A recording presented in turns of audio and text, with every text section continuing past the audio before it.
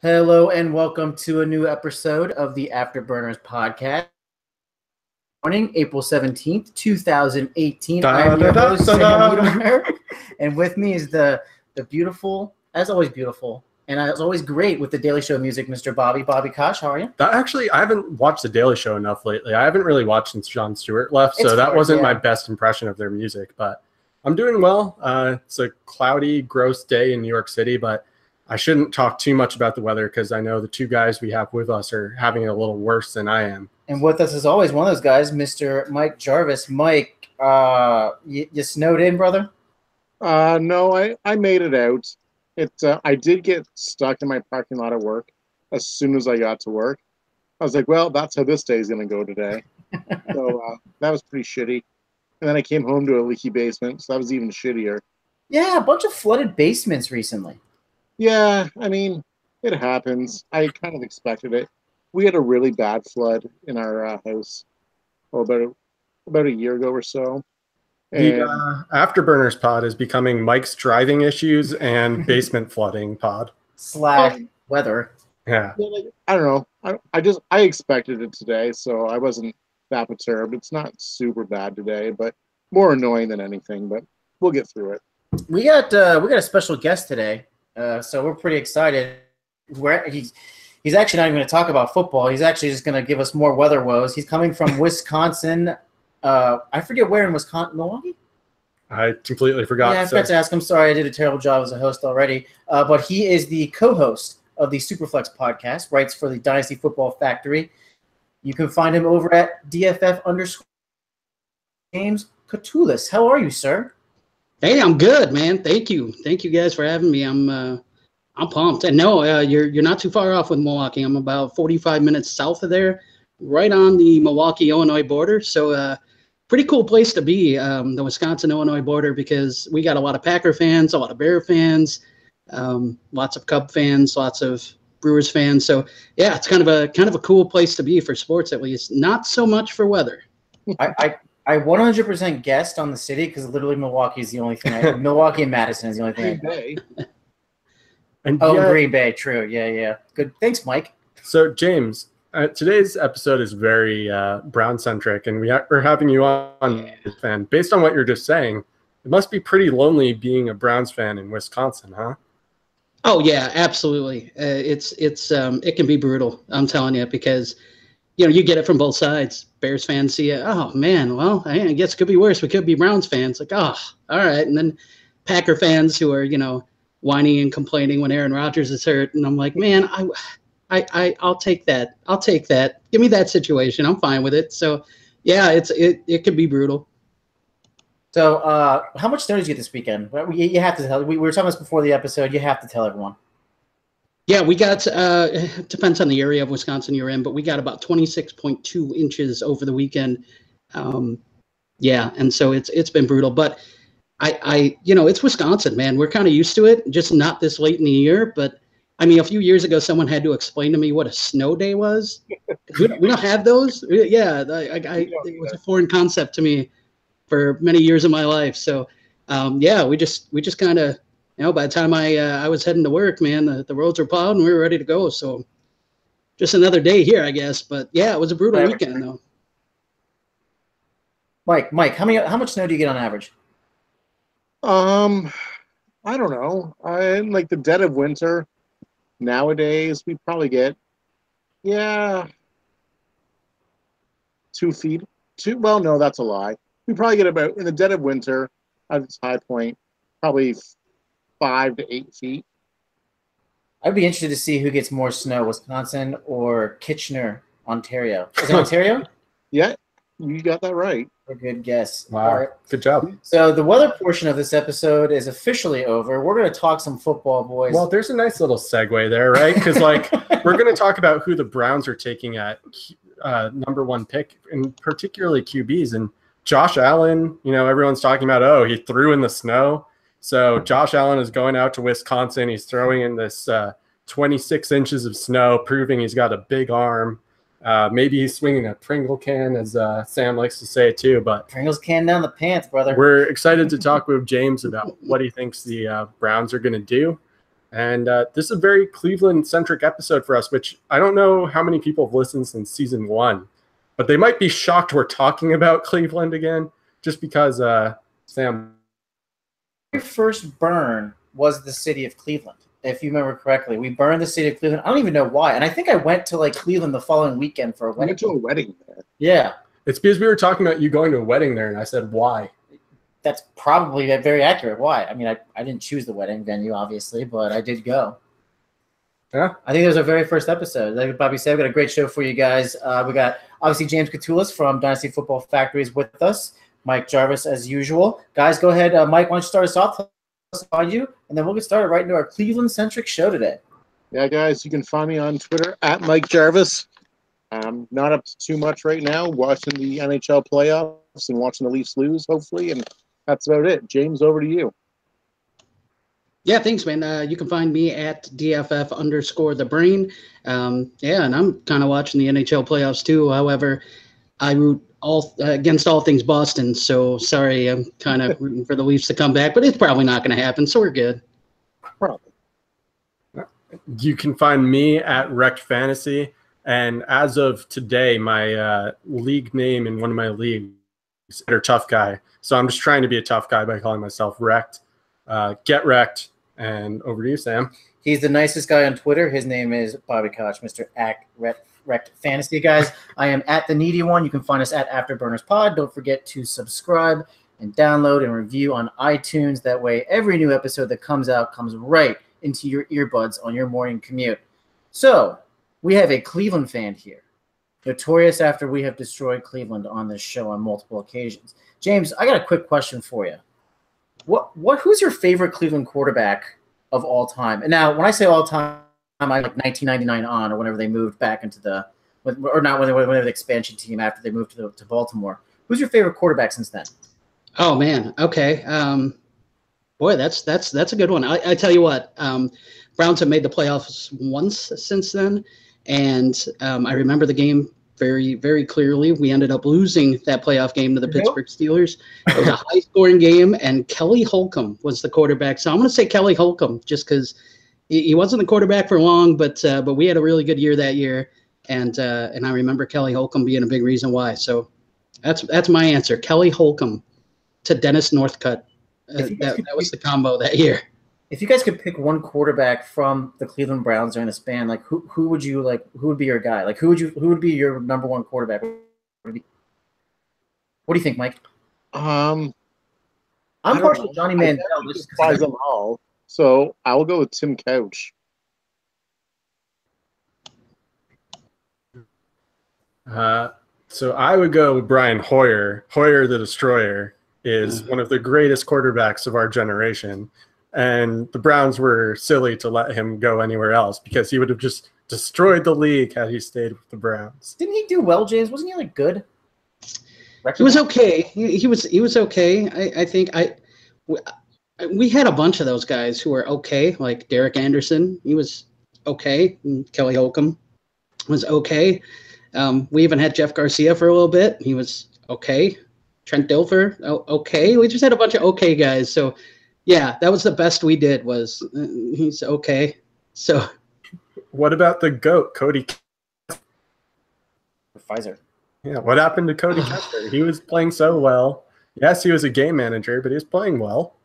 Yeah, I never really had a problem with Cody Kessler. I don't think he was ever kind of given a fair shake, but well, this coaching staff is losing more and more trust from me, and that's the whole thing with Kaiser too. So I'm just going to go ahead and just pin it on the coaching staff because I'm pretty sure that they're just going to ruin anything they get their hands on. But that's me being the optimistic Browns fan I am. So, well, the good news is you might have a chance to change your opinion after that first question because the Browns have the number 1 overall pick this year.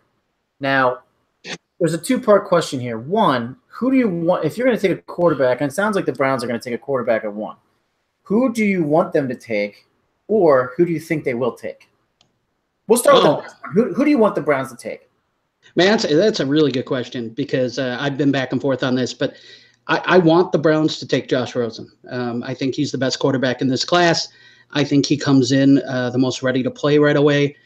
His fundamentals are fantastic. I mean, everything's smooth, accurate. He played in a pro style offense. He played under center. His footwork is good. His release is good. I mean, everything is pretty good for him. I mean, yeah, he does have a few things that he needs to work on. He's also going to have to work on reads, going through his progressions a little bit. But I think that he's the most NFL ready guy coming into the league, and I kind of want that guy.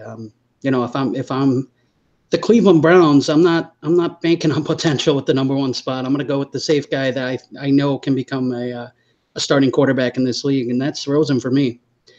Yeah, James also just wants to see me cry when they select Rosen.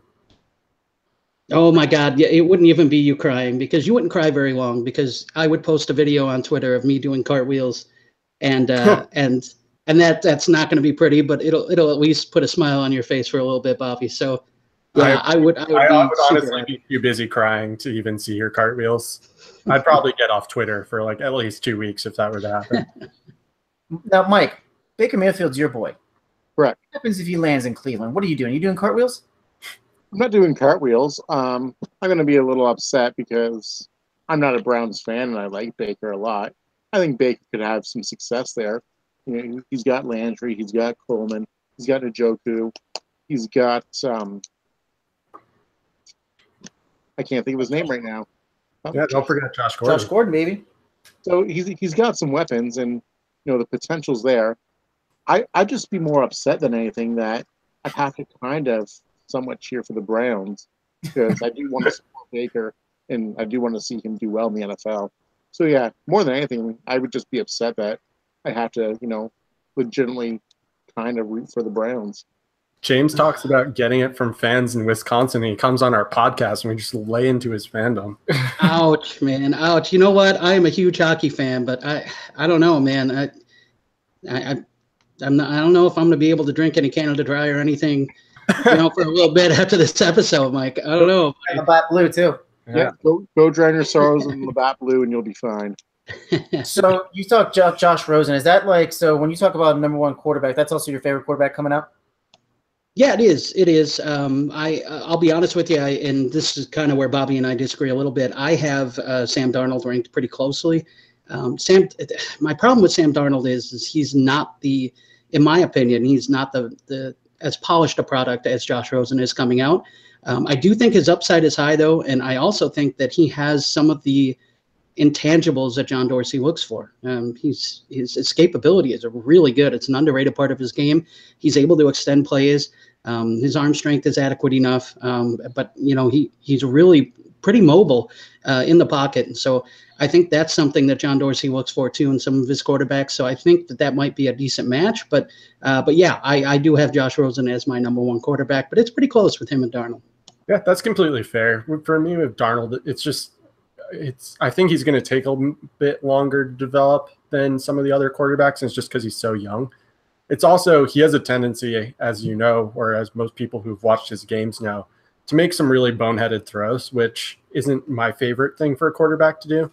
I know some people have said, oh, he could become like Matthew Stafford, who used to just kind of sling it and became more of a thrower. And it's not something that he can't develop. It's just my second-rated guy, who I have very close to Josh Rosen, is Baker Mayfield. But I love pretty much everything about Baker Mayfield. It's just I have an unexplainable love of Josh Rosen. Someone said today, if Josh Rosen came out and was a terrible quarterback, would I still support him? And I said, absolutely. Well, it's not unexplainable. Well, it's not just because he's Jewish, guys. That's what it is. No. That's what it is. No. Listen. I was hoping we were going to get to that. Yeah. That's. No. It seems like it plays a big part of it, though, right? That's a small part of it. I'm not going to lie. It's a small part of it.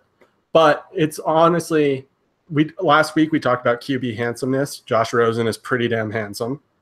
We talked earlier about Rosen. Yeah, he's pretty handsome. You're putting Rosen up there with like Cam Newton. We want to. No, he's not as handsome as Cam Newton or Jimmy GQ, but he's pretty handsome. He has some of the best It's really his mechanics. I just look at his game and I love his mechanics. So I don't know. There's just something about the way he throws that speaks to my heart. So you said Rosen's your optimal at number one. Is that who the Browns are going to take? I wish it's more. We understand you're not speaking for all of Cleveland and for the Cleveland Browns. Yeah, right on. For me, it's more wishful thinking than anything, because I do believe that John Dorsey sees a few intangibles in Rosen and Allen that make them a little bit more appeasing. But I really think Sam Darnold's going to be the pick, and not just because that's kind of the popular consensus right now. The one thing I just want to say, I got to get this off my chest. I believe so little of what I hear during this time of the year. And I think it's funny when people go, oh, well, the Browns they're taking Josh Allen because, this guy, this well-known, draft Nick guy said that, he heard from an informant that, Jimmy Haslam's dog walker, that, that's who they're leaning towards. I don't believe any of that stuff. But that being said, I think Sam Darnold just kind of has some of the attributes that John Dorsey would like. And I think it would also kind of be a good scheme fit with what our new offensive coordinator, Todd Haley, would like to see a quarterback do. He also kind of has a little bit of the build of Big Ben. I mean, he's a bigger, thicker type quarterback, and he's good at escaping the pocket, and he can make plays with his feet as well as his arms. So I think it's a match there. So I kind of think that that's going to be the pick. James, because you're a superhero fan, just something you said there reminded me of Ant-Man. You saw that one, right? Just to confirm. Oh, yeah. Mm-hmm. So you remember when his friend says like, oh, yeah, my cousin's sister's girlfriend's roommate, blah, blah, blah, said this, and we should do this job. That's sometimes how I feel when they're like, oh, my inside source says that Josh Rosen is falling down draft boards because of durability concerns. You probably know as much as that guy's girlfriend's cousin's roommate, whatever, dog walker. Yeah, absolutely, man. And that's the way I feel, and not just that, but even if you are getting, information from an insider or from somebody in the know, I mean, who knows what teams are actually putting out there just so that way it gets out there, I mean, we know teams do that, especially, in this situation. Cleveland has 1 and 4. They may have a target at 4 that they want to fall to them. So maybe if they put out, hey, we're considering this guy, we're considering that guy, maybe that kind of helps them get the player, that they want at 4. So I don't know. To me, it just seems like it's total, like you never know. You never know. The only time you ever know is when that team actually announces, hey, we're working, we're going to take this guy at number 1. And that only happens at number 1. It only happens, part of the time. And I don't think this is a situation where it will. So I think it'll make for an interesting draft day. Hey, Mike. Yeah. Give the people of I don't know who's their GM? John Dorsey. Oh, Dorsey. That is right. Tell Dorsey right now one reason why Josh Allen should not be the number 1 overall pick. Well, aside from the fact that he's just not the best quarterback, the reason Josh Allen should not be the number 1 pick is because if you want Josh Allen as your franchise-altering quarterback, you can pick him at 4 and not have to pick him at 1. I can guarantee you Josh Allen would still be on the board at 4. You could go out, you could get Chubb, you could get Barkley, you could get anybody else at 1 and not have to take Josh Allen at 4. So that's a waste of a pick.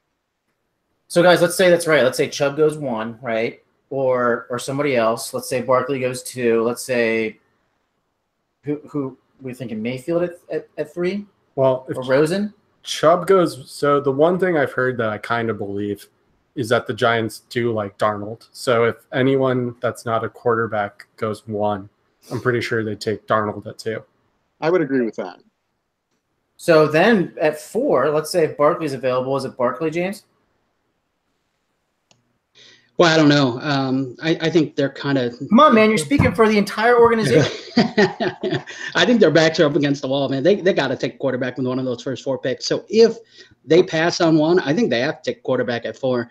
And if it's Allen, boy, that's going to be a tough sell, in my opinion, at that point. But I don't know. I don't put anything past the Browns. I've been scoring too many times come draft day, so I don't put anything past what they're going to do. But Mike, real quick, man, I just want to say what you just said. You just nailed it, man. The reason why you don't take Josh Allen number 1 is because the first thing you said, he's not the best quarterback in this draft, and that to me is that's what you got to ask yourself if you're Cleveland. Like, am I taking the best player in the draft? Am I taking the best quarterback in this draft? And no, Josh Allen just isn't that guy. No, he definitely isn't. Well, good news for whoever ends up at quarterback weapon in Jarvis Landry. He signs a 5-year, $75 million contract. Quick, guys. Who knows how many targets Jarvis Landry had last year? Not off the top of your head. If you could just ballpark it. 127. Oh, you're kind of close, We're actually. doing Price is Right rules. Sure. All right, then I'll go 128 just to be a dick. Son of a bitch. Oh, man, I was going to say right around there. 135. Yeah, 161. I was going to go Oh, 148. Yeah, you I should thought know it was that. higher, but I just wanted to be a jerk to Mike. So Jarvis Landry has 112 catches off 161 targets. Doesn't break 1,000 yards. However, does score 9 touchdowns. Is that gonna? Well, let's talk about Tyrod Taylor for a second, James. Do you think he's gonna be the starter at the beginning of this year?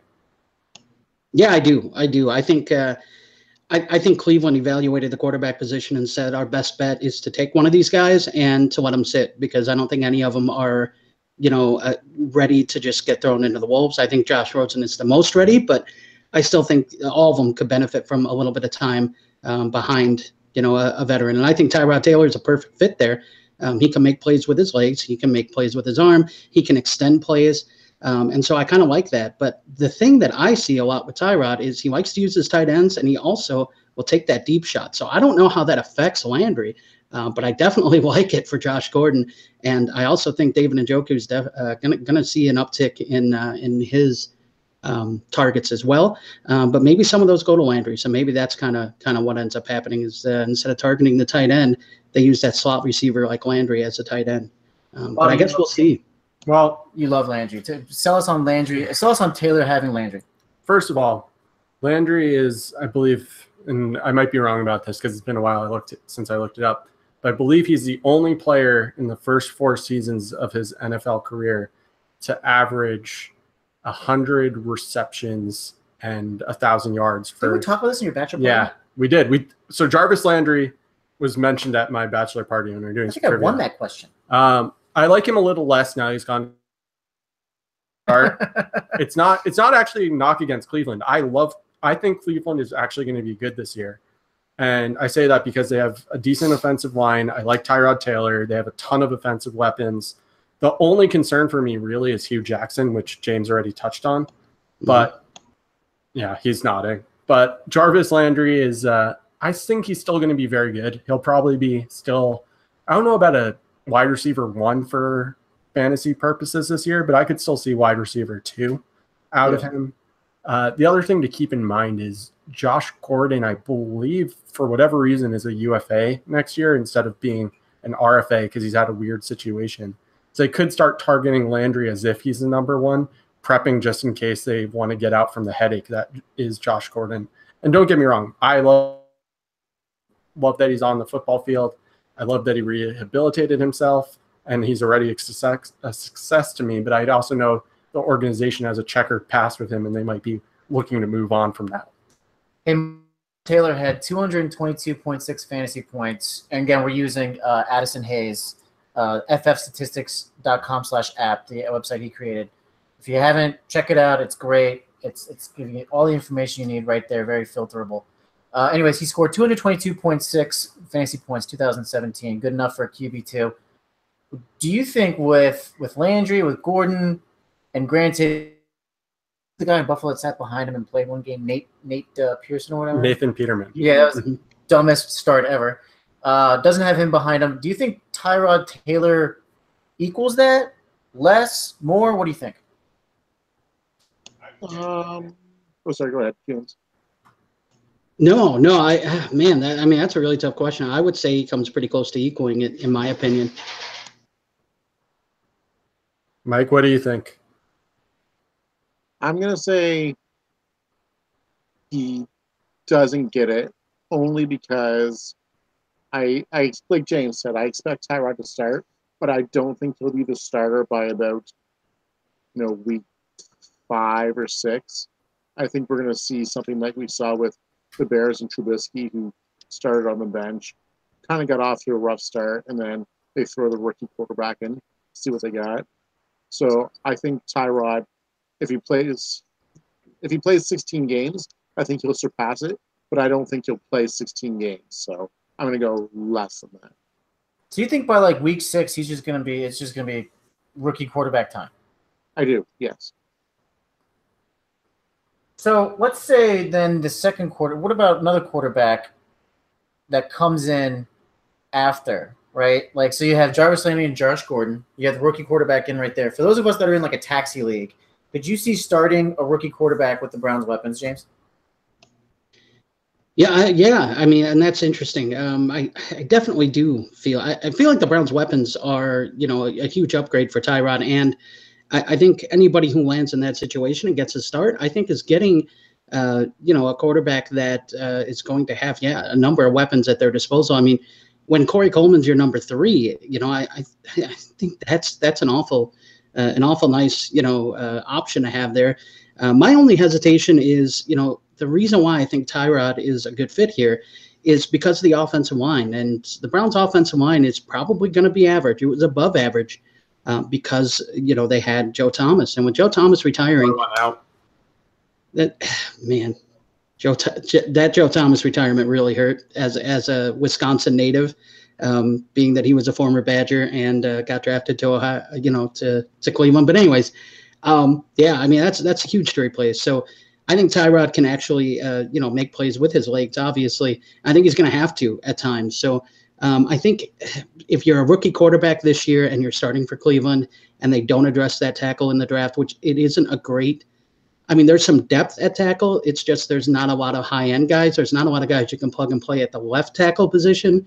So I don't really know how they fix that anytime soon. So to me, it's tough. If you're going to get a rookie quarterback in there, they're going to have to be able to make plays with their feet, I think, and be able to throw on the run. They're going to do that the first year in Cleveland. I know how you can fix that tackle position. You should trade the Giants one of your second or extra third-round picks for Eric Flowers. I hear he's great. Oh, my God. I wouldn't give they would have to give me a third-round pick to take Eric Flowers, all right? Man, that guy is terrible. Yep, completely fair. And we took him over Todd Gurley. Never forget. Oh, man, I'm sorry. Yeah, it's rough. So I know people are probably listening to the podcast. You're looking on YouTube. I have this sweet shirt right here. It says, hey, it's the picture of The Rock. It's like, what's up, jabronis? Say, hey, with the Rock right here. He's got the eyebrow up. And Bobby and I remember on our first show, we're talking about The Rock running for president in 2020. We're like, oh, we would definitely vote for The Rock. So we're going to campaign for him. Speaking of campaigns, you campaign to the world right now that any of us should draft the Cleveland quarterback's QB for 2018 in any type of startup or any type of dynasty league. Pick him up off the waiver wire, James. Make the case. Sell us right now. You got it. I'll lay the smack down so that way you guys know. Basically, the reason why you draft Tyrod Taylor is this. He's got his weapons are elite. We've seen that. He can make plays with his feet, and he's always produced. He's always produced with less. Look at what he had in Buffalo. They had way less than what they're going to be surrounding him with in Cleveland. And, oh, yeah, by the way, Cleveland's defense is still a work in progress. They're going to have to throw. They play Pittsburgh twice. They're going to have to score points. I think Tyrod Taylor is going to be able to pass the ball an awful lot. He's going to get a lot of attempts. And also, don't discount what he gives you with his legs. I mean, the guy, he runs for 40, 50 yards a game. That's huge. I mean, that's what we need to look at for fantasy too. So not just his passing yards, also his rushing yards. The fact that he has a superior supporting cast than he's ever had really in his starting career gives me hope that Tyrod Taylor can be a low-end quarterback 1 this year. Low-end QB1, I like it. You've sold me. So I'm going to vote for Tyrod Taylor. I'm going to vote for The Rock and hope that you all vote for The Rock as well. Oh, I'm voting for The Rock. Mike, I don't get a vote, but I'll vote for The Rock. You would definitely vote for The Rock. But, oh, you're in Canada. It doesn't matter. Yeah. Maybe we could work out something where I'm trading a vote for, like, your Canadian Prime Minister, and you can vote for The Rock. I mean, it doesn't matter. It's still a vote for The Rock, right? Yeah. Mike, are you drinking anything? You got any Labatt Blues right today? No Labatt Blues tonight. Not yet, anyway. No Molsons? No Molsons. I just got done my dinner, so I had a lovely mug root beer. Oh, very nice. The Tyrod Taylor of root beers. These Tyrod Taylor root beers. We might get into some Labatt Blues later after the show. It is my day off tomorrow, so it might get a little late tonight. So Are the Maple Leafs playing tonight?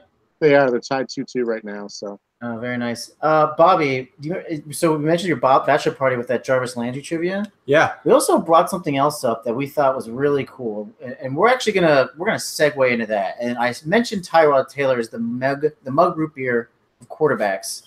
And well, why don't you tell the story? It's about the old fashions, right? Yeah. I was at Passover dinner with my fiance's family, and I think it was her high school friend was mentioning that she thought I would like old fashions.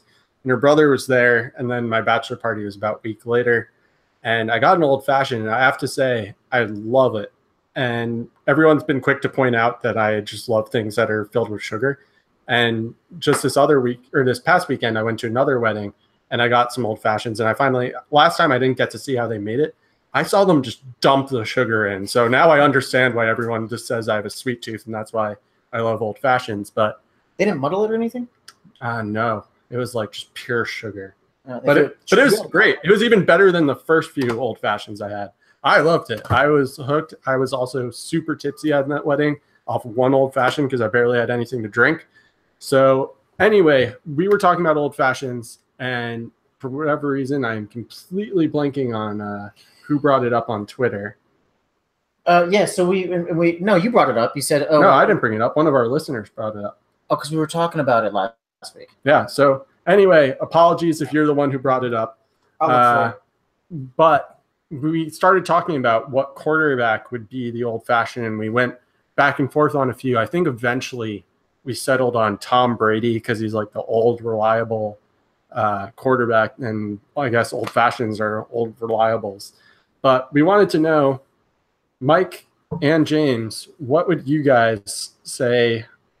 What mixed drink is a quarterback in your opinion, and why? So this comes from the original comment came from Elliot Christ at Elliot Christ. No, it wasn't Elliot Christ. It was before that. Elliot Christ made his comment after us.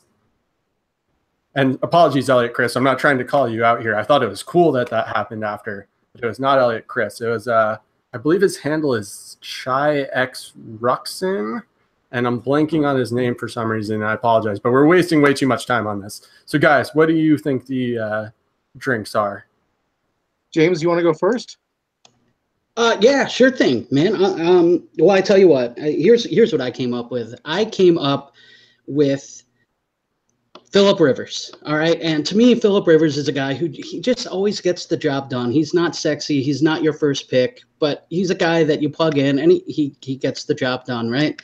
And so being that I'm from Chicago, I live here in Wisconsin now, but old style beer is huge here. And Phillip Rivers to me is an old style, man. He's not your first choice, but guess what? You knock down 12 of them and it gets the job done. And that's Phillip Rivers, man. He's the guy that, you grab him late, you grab him as the 12th quarterback off the board, like a 12 pack, and you plug him in and you just forget about it because he's going to get the job done more times than not. So to me, Phillip Rivers is an old style. What do you guys think? Yeah, that's a really good one. Also, real quick, the listener and follower, he's also another fantasy writer, was Rob Schwartz Jr. Apologies that I forgot your name there for a second, Rob. I know it's even worse because we're buddies on Mario Kart or on the Switch. So I'm just a terrible person, but Mike, what do you think is a drink that you'd like to compare to a quarterback? Okay. So it's funny that you mentioned the old style, James. I've been to Chicago once, but I'm going in the summer. And I hear that I have to have an old style beer. I've never had one, so I'm very, very interested to try 1 or 2 or 12 of those. So, but anyways, my drink is, I don't know if you guys have heard of it or not. You go up to your bartender and you ask for you won't hear of that. I know that now. Anyways, you ask for a 649. Anybody know what that is? No clue. Is that, it has to, no, I don't know. Okay. So here in Ontario, we have the lottery, and it's called Lotto 649, and you get random numbers. So if you go up to the bartender, and if they're a good bartender, they'll know what a 649 is. So they start off, you pick a shelf, say second shelf. And you say, start at, the bottle of Jameson. They count 6 to the left, 4 to the right, and then they go 9 more to the left. And so you don't know what you're going to get. It's just a mixture. That sounds literally insane. Right. It is. So And I like it. Wow. my quarterback that is a 649, Yeah. the Red Rocket, Andy Dalton, you just never know what you're going to get. Sometimes he's going to, more times than not, he's going to be terrible, which the 649 would be. But every now and then, like once a year, he's going to surprise you and give you the game of his life. And it's going to be fantastic, which is what the drink would be as well. That's really good. I got one. I'm afraid it's going to be borderline racist, Oh no. which doesn't sound good. Whenever I think of Hawaii, I think of a Mai Tai, right? When I think of like a quarterback that reminds me of Hawaii, for some reason I always think of Marcus Mariota because he's Samoan, right? He is, yes. Yes. All right, so It's not racist. Well, I mean, but I see him can't wearing comment. I see him wearing the lei or whatever it is around his stuff, and he's just so calm. He's always got a smile on his face. I refuse to comment on this topic. Mai Tais, I never had a Mai Tai until my honeymoon, which was in Hawaii. Mai Tais are fucking fantastic. They're amazing. Yeah. Put you on your ass too. Yeah. Oh, yeah. I do not remember the end of that luau for sure. Definitely not. So I have one too. My friend, a quick backstory. A few years ago, eating whale blubber, because that's what you do when you go to Iceland. Was it cooked? I don't know. I didn't ask. I was just grossed That out. seems like a But they integral bring detail you to ask. they bring you this drink called the Black Death, and it's Yeah. he brought some back for me, and it's really disgusting. But it's basically to wash down how terrible whale blubber is. And I tried it, and it's really gross. So, but it's also, I guess, to help you get over the fact that you're eating something or doing something gross. So in this case, I'm gonna go the Black Death is Blake Bortles, because that's how everyone else feels about Blake Bortles. They go, oh, it's gross. I don't want to do it, but it's alcohol, so I guess I'm going to drink it. You're still getting points for drinking the alcohol. You're still getting points for starting Blake Bortles. Can literally not have one episode without Blake Bortles coming up. Nope. Not one. Hey, also fun little thing today. Bobby and I, we started an auction league today. I knew this was going to It's a come up. startup auction league. You get it's a startup dynasty league, right? And you get $1,000 in this auction. So we started the auction today, and the prices of the quarterbacks are like insane right off the bat, right? You guys want to hear some of them? Sure. Yeah, absolutely. Real quick, is it Superflex, 2QB? It is Superflex. Yeah, we probably Okay. should have prefaced it with that. Yeah, Superflex.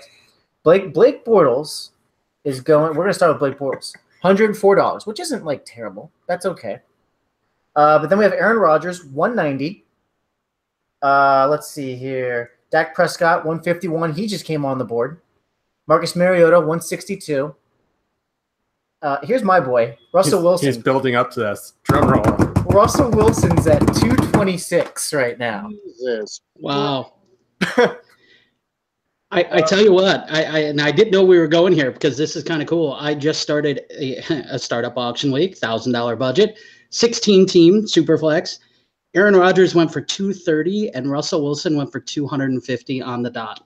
Wow. So I feel good about myself. Yeah, right but now. that's 16 teams, so it's a little deeper. That's but true. 16. We also got Jimmy G. Jimmy G's at 183 right now. Carson Wentz 210. Deshaun Watson's at 180. So we'll see how this goes. Mike, would you pay 180 for Deshaun Watson in a $1,000 league? Yeah, but I wouldn't go any higher. Fair enough. $1 higher, and Mike It's is also, out. it's also fair to say this is American money and not money, so maybe it's a little bit more after the exchange rate. Yeah, that would be about probably about 240 Canadian. So you Yeah. buy about Shout out to the Beat Bobby League. Actually, what it's called. I'm not making that up.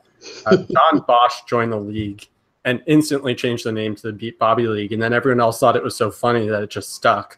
So, Beat Bobby League auctioning now. Some crazy prices going on. I don't think I'm going to sleep for a while because I can never sleep when I'm in the middle of an auction. I'm afraid clocks are going to expire overnight. Even if I know they're not, it's just this weird fear. So if anyone wants to talk to us about auctions, you can shoot us a tweet or DM at Afterburners Pod. You can also tweet or DM at the Twitter handles we mentioned at the start of the show as well. Yeah, we also have an email address now. You can send us an email at afterburnerspod at theafterburnerspod@gmail.com. Guys, we are running a little low on time, even though we control the time. So, James, as I'm sure you're aware, we have this tradition in which we burn individuals, either through fantasy or just in real life. Hey, it could be cities. Yeah, it's not just individuals. Yeah. It's places, it's things, basically anything that makes you mad for the week. Anything This is that your has- opportunity to talk about it and shit on it. Indeed, 100%. So it's customary that we let the guests go first. Unless you're not ready, we can certainly go first. Yeah, actually, I've heard you guys do it a couple times, but I wasn't sure if we were going to have time to get to it. So if you guys want to start us off, man, We make time for it. It's the integral part of this podcast. real cool. Yeah, no, if you guys want to start us off, I wouldn't mind finishing it if you guys don't mind. All right. James wants to close it out. All James right. closing at fourth. That cleanup. Mine, because I feel like it's really intense this week. So Mike or Sam should lead off.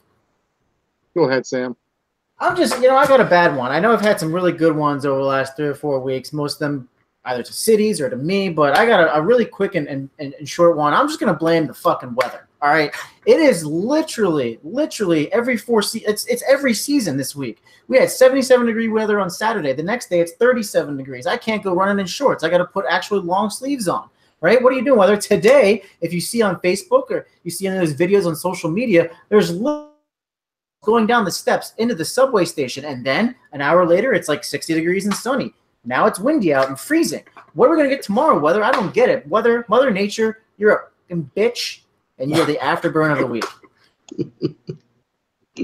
Yeah, that was basically going to be mine, but because I don't want to feel like a cop out, I'll burn the gas prices here in Ontario. I feel like I've burned them before, but I'm going to burn them again. No, you haven't. I was just laughing because yours are always like very specific to Kitchener, Ontario. Well, no, it's just Ontario in general. I filled up my car this morning on the way to work. $1.35 a liter. That is goddamn highway robbery. You gotta. I believe it's like 3. You gotta exchange rate that one. Yeah, $1.35 to us would be cheap. I don't know what a liter is either. I believe it's like 3.18 liters to gallons or something. If I'm doing the conversions right. So that's like Do math. that would be like $3 a gallon, or like $2.75 a gallon. I'm not gonna lie, I haven't driven in forever, so Yeah, I don't have a know. car. I don't know what's cheap or not for gas. Oh man. Okay, so let's put it this way. I drive a Chevy Cruze. It's a little 4-banger of an engine. I believe it's got a 50-liter tank in it, and it cost me almost $60 Canadian to fill my tank. So So that's what, like $90 US. No, it'd be about it's like 40. $85. No, the exchange rate's the other way around. What? Yeah, it flipped. I know what you're thinking up again. But yeah, it would be about $85 to fill up the tank. That's insane. Yeah, Yeah. Yeah, that Yeah. from my days of driving, I know that's insane. It's like fuck you, gas prices. stations. Yeah, that's ridiculous. That's a good burn. F you, gas in Canada. Problem. For us. So I had to get a new suit for a wedding I was going to, and I bought 3 new suits, and I left, and I came back to pick one of them up after it had been tailored. And this is the same place I'm getting my wedding suit. Gets tailored. I go in, try it on real quick. It gets tailored very quickly. And for whatever reason, they make me stand around for about an hour at the front while they make all these adjustments to my bill. And finally, they're like, okay, we're ready for you to charge your card. And I go, what are you talking about? And they go, oh, the difference in whatever we just did is going to be like $300 more. And I would say, you just made me stand around an hour without telling me what you were doing so you could charge me more money for suits that I already paid for. And by the way, the outlet, just so everyone is clear exactly what it is and knows to never shop there again in their lives, is Men's Warehouse. Men's Warehouse is the worst, and I only used it for my wedding since there are locations everywhere. But that's one of my biggest regrets in my life, is using it, because the guys there are so incompetent. Every time I walk in, they make me stand around for an hour while they waste my time. I am not an angry person, but at one point I actually just had to walk out, go to the Dunkin' Donuts around the corner, and get an iced tea before I punched the guy in the face. Get some sugar. I've spent Get so much. Yeah, get some more sugar. But I spent so much money there that I can't believe that's how they would treat a customer, first of all, but that's how they would treat a customer who spent that much at a single location. So if I'm going to be very specific for once, because Mike always says like the street location or whatever. So if you go to the Men's Warehouse on 33rd and Park in New York City, you have made a huge mistake and you should instantly leave. I use the one on, like, what is it, 46th Street near Bryant Park? Man, that one's all right. Yeah, well, I don't know. This one, don't do it, and don't talk to a guy named Saeed. He is the devil. Goddamn Saeed. I also feel like you waiting there for like an hour and then they still like don't even know what's going on is a perfect Seinfeld episode. Yeah, it was terrible. Yeah, Men's I Warehouse. have to get my wedding suit. All right, James, how are you going to follow that up? Ah, man, I don't know. All right, so here's how I'm going to follow it up. All right, I had mentioned earlier I'm in a startup auction league, right? And real quick, you guys, the league you're in, is it proxy bidding or non-proxy? Yeah, Proxy. Proxy, okay. Our 16-team auction league is non-proxy, okay? So basically, for anybody who doesn't know what that basically means that you cannot set a price and say, hey, this player's at $20. I want to go up to $50 for him. You can put in $50. You'll win him for $21, $1 over his current price. And someone has to outbid your proxy, okay, your $50 to get him, okay? Every time someone does that, it resets the time. We are in a non-proxy, which means that you have that player for that dollar amount, and anybody that bids $1 over that amount gets that player, and the time resets. We have a 14-hour clock, and I am in a room with 15 other assholes, I'm sorry, excuse my language, who all wait until there's like 2 goddamn minutes left on the clock. They bid them up for $1, and it resets the clock, so the players are on there for 14 hours. And not only does it screw the guy who had him, right? But it also screws the guy who nominated him because you can only have 2 guys nominated at a time. So instead of being able to throw up another nomination, you have to wait another 14 goddamn hours at least. So I am stuck in a room with a bunch of assholes who are doing this on purpose just so that way they can laugh and they find it funny. And so as soon as you think you have a player, you go to sleep, you wake up at 4:30 in the morning, you check, and that player got reset because somebody thought it would be cool to throw an extra buck on him. So it's totally sucks. I'm pretty sure I'm getting a brain aneurysm from it, and I'm done. It's one of those things where like, man, auctions are great, but man, this one's wearing on me, dude. This one is wearing on me. So it's been a ton of fun, honestly, but I've developed a bit of an eye twitch because it's happened to me so many times, and I'm so glad I don't know any of these people in real life because I don't know that I'd be able to not punch them. So there's my afterburner of the week. That's a good one. Breaking news. Carson Wentz is now in our auction the most bid on player at 226 of our $1,000 budget. He's tied with Russell. Or sorry, he's tied with Russell Wilson. There you have it. Carson Wentz and Russell Wilson now tied. But yeah, James, that sounds terrible. I think we have, based on some personalities in our league, I think we have some guys who will 100% do similar things. I'm not going to lie, I don't wait till the last minute, but I love the feeling of bidding someone up by $1 and then just getting into a bidding war with them, especially if I know them personally, because like, for example, my friend Zach and I were going back and forth on Jimmy Garoppolo earlier, and I just know he loves Garoppolo. So it was really fun to just be like, oh, $1 more. What are you going to do, Zach? What are you going to do? You went up another $1? Fine, I go up another $1. Proxy makes so much, like it's so convenient so that you can just hit it and be like, all right, I don't have to come back for like another 2 hours. Yeah, that's true. We were talking about the exact same thing before the show, and I know we're running out of time, so we'll wrap this up quickly. We were talking about before the show, in which Bobby, you were like, oh, like, you know, you have 14 hours. I was like, I don't want to wait. Like, I know what I'm going to pay for this guy. Let me just plug it in. That's why Proxy was so great. Yeah, I agree. I like Proxy, and I also agree that waiting till the last minute just seems kind of silly because if you know what you're going to pay, then it's going to get to that price eventually anyway. So you might as well just throw it up, hope you win the player earlier. But that's just me. Yeah, I get the strategy. It's been explained to me several times how, if an owner has their money tied up in one player, they're less likely to bid on other players so you might be able to get some guys before that guy goes off. But man, bidding them, I mean, with 1 minute left, man, that just sucks, especially because we had a 14-hour clock, which we've lowered. Yeah, the 14-hour clock killed it because, man, I mean, you're waiting like 3 days sometimes to nominate another player because people just keep redlining, all right, you waited till there was a minute left. Well, fuck yeah, I'm going to do the same thing, and then they do that, and then it goes back and forth. And so it's just, I'm just hoping it's done by my wedding. Wedding is May 12th, and we're in a 14-team league with 14-hour clock. But we do have proxy, so hopefully it'll be done by May 12th. If not, I don't know what I'm going to do. Maybe I'll have to make a proxy for my proxy auction, tell them what I want to bid on, what I don't want to bid on during my wedding. Well, I know what I'm doing. I'm bidding during your ceremony. Oh, great.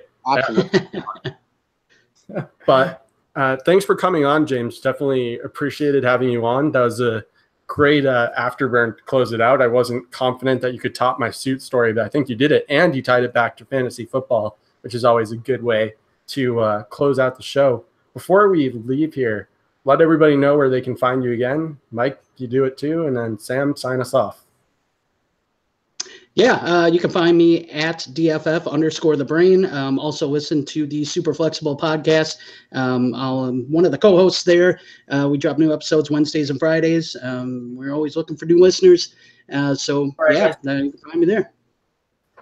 James, you're gonna have to do that again. You completely you cut out. Oh, did I? Okay. Yeah, you can find me at DFF_the brain, and also you can catch me on the Super Flexible podcast. We are dropping new episodes Wednesdays and Fridays during the week, so you can always catch me and my co-hosts there. Mike? Yeah, you can find me on Twitter at Mike Jarvis. Basically, the only thing I'm tweeting about right now is European football because Liverpool's in the semifinal of the Champions League, so that's consuming my life right now. Me at Rekt Fantasy. That's REKED Fantasy. You can find my work at DLF Football, 2QBs, and I am a draft day consultant. Right now, I probably won't be tweeting that much because my life is consumed by 2 ongoing auctions. But if you tweet at me, maybe I'll respond. And don't forget to tweet us at AfterburnersPod. Subscribe, download, review, all that great stuff on iTunes. You can find me at The Needy One. And if you have any questions, don't be afraid to DM us. Tweet at us. You can also email us at theafterburnerspod@gmail.com. Find us on Podbean and Stitcher. Guys, we've had so much fun. You might sway me towards liking more the Cleveland Browns this year, James, but quite frankly, probably not. Again, thank you so much for having us on us. Guys, have a great week. Enjoy your auction drafts. Keep it classy, Fantasy Twitter. Until next time.